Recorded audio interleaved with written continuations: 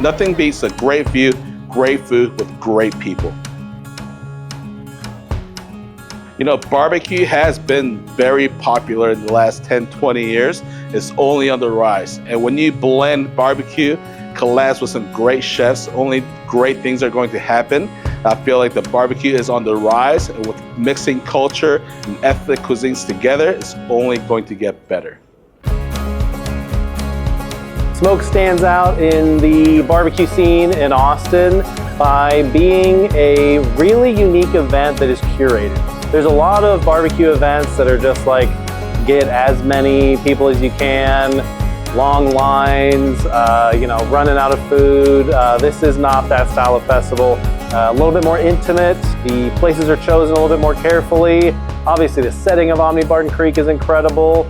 So I would say just on every level, it's just a little bit better, you know, higher level chefs, better setting.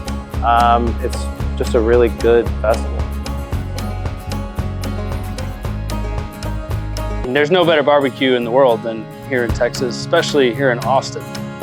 I think that's what's so great about Pitmasters is that, you know, all the work that they do, it takes so long to prepare the meat, to smoke it for hours and hours and hours.